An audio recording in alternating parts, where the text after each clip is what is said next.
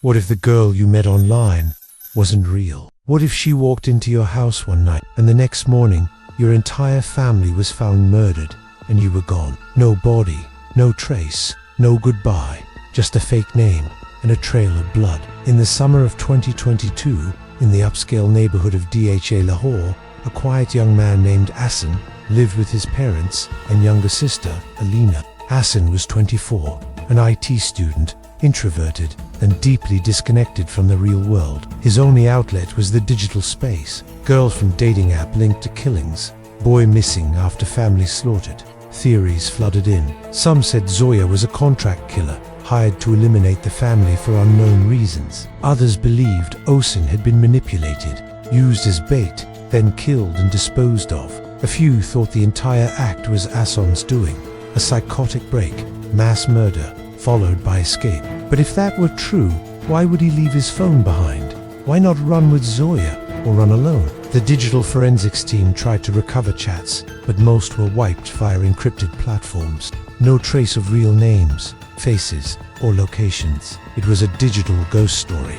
Even today, Ahsan has never been found. No body, no bank activity, no digital footprint, and Zoya, just a name, a beautiful lie that ended 3 lives and vanished into the dark. Some say she was never real. Some believe she still exists, watching, waiting for her next victim to swipe right. This is not just an unsolved case. It's a warning about how far illusion can go, and how trusting the wrong stranger online can become your last mistake. No one answered. Suspicious, they called the police. What the officers found inside left them frozen. Ahsan's father was in the living room, dead, his throat slit. His mother's body was found near the kitchen, eyes wide open in terror. Alina, only 16, was found in her bedroom, clutching her phone tightly in her bloody hand. All 3 murdered, brutally, precisely, and Ahsan missing. Not a single drop of his blood, no signs of struggle, no forced entry. The DVR for the security cameras had been smashed, but one nearby CCTV showed a blurry figure entering the house at exactly 8:03 p.m. A woman in a cap and surgical mask. Ahsan's phone was found on the living room table. The last message, "Zoya, you're here." Police tried to trace Zoya. Her number was turned off. Her pictures were fake. Reverse searches revealed they belonged to a Russian model. Her Instagram was deleted. Facebook gone. The entire identity of Zoya Malik vanished overnight. It was like she had never existed. Investigators were left with nothing.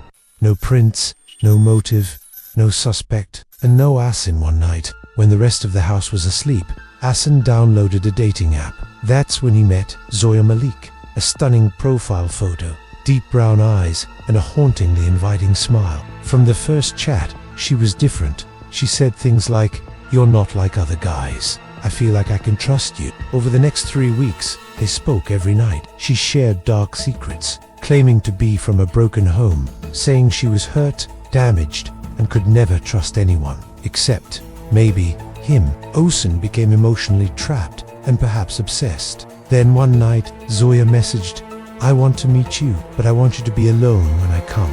That next evening, Ahsan arranged for his parents and sister to go to the cinema. At 8:03 p.m., Zoya messaged, "I'm outside, open the door." The next morning, a neighbor knocked on their door.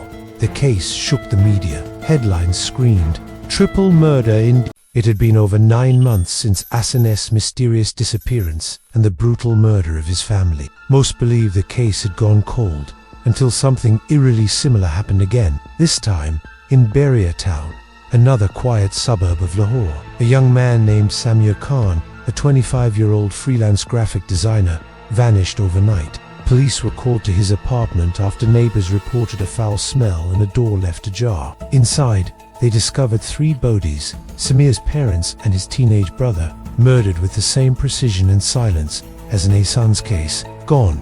No forced entry, no struggle. His phone was found on the kitchen counter. The final text read, "Zoya, I can't believe you're real." Officers froze. The name it had returned. When cybercrime experts examined the phone, they were stunned to find a familiar number, the same one used to contact Ahsan, only now it was listed under a new profile, Mary M. The photos were edited, but undeniably belonged to the same stolen Russian model. Had Zoya come back? Or Had she ever left? Alarmed, authorities reopened the Ahsan case and connected it with Samir's. A special task force was formed within Lahore's cybercrime unit, and what they discovered was chilling. The dating app both men had used was no longer available on the surface web. It had gone dark. Deep web scans revealed dozens of similar fake profiles originating from a single masked IP.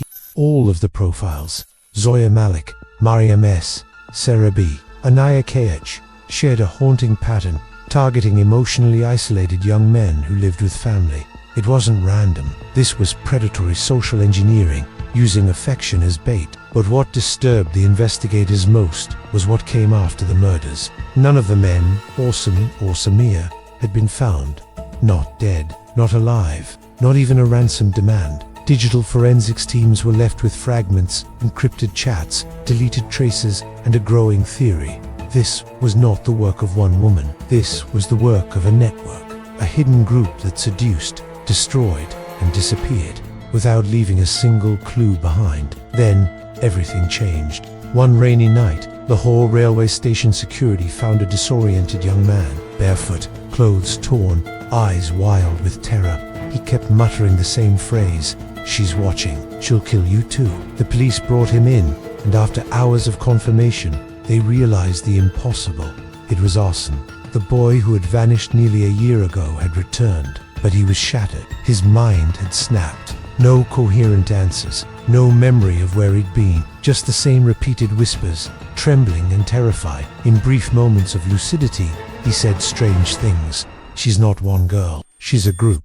She wears different faces. I helped her. I didn't know." The police hoped Ahsan could help expose the killer, but all they got were broken pieces of a much darker truth. This wasn't about Zoya anymore. This was about an organized digital cult, a ghost network of identity-shifting predators. And if Ahsan was right, Zoya wasn't done yet. She could be chatting with someone else right now, on another app, in another city, waiting to strike again. After weeks of therapy, Ahsan finally spoke. But what he said chilled the investigation team to the core. He described a hidden farmhouse somewhere beyond Kosa, where he was kept drugged and brainwashed by a group of women in masks. He said they called themselves the Siren Circle, an underground cult that lured men through emotional manipulation, forcing them to assist in cleansing their bloodlines. They believed that families were corrupted by patriarchy, and their mission was to erase them, one home at a time. Zoya wasn't one woman. She was the face of a digital hydra. Ahsan remembered one name, Nimra, the only woman who ever spoke without a mask. Through voice recognition AI, police traced her to a woman named Nimra Salamat, a psychology dropout from Karachi. Surveillance placed her in Rawalpindi last week. A covert operation began. For the first time, they had a lead. Using Ahsan's fragmented memories and IP triangulation, law enforcement tracked the cult's activity to a remote safe house in A night raid was launched. Black Ops. Silent. Deadly. Inside, they found 4 women, dressed in black robes, files, burner phones, laptops, all destroyed before they could be seized. But one figure tried to escape from the back door. She wore a surgical mask and hoodie, just like the CCTV footage from Ahsan's house.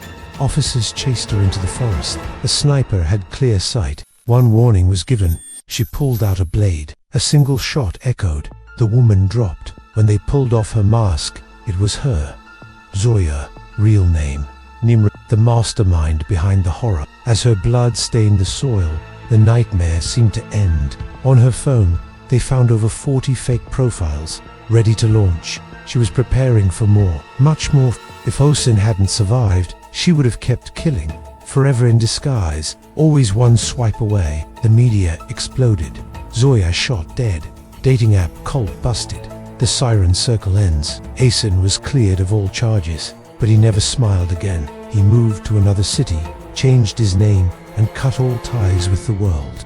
Though Nimra was gone, rumors remained that the Siren Circle had more members, hidden, waiting to rise again. The cult's dark manifesto was never fully decoded, and some say a copy still circulates on the dark web. Police could never prove how many men had been brainwashed, or how many women had taken part. One officer admitted off the record, "I think Zoya was just the beginning. There's more, we just don't know where, or who." But for now, the door is closed. The face behind the mask is gone, and the house where it all began stands abandoned, sealed in silence. She came from an app, left behind death, and vanished like a shadow. Some stories end with justice. Some just leave scars. For more terrifying unsolved cases, real horror, and digital crimes that will chill your bones, subscribe now to Next Crime Story, because the next killer might already be in your inbox.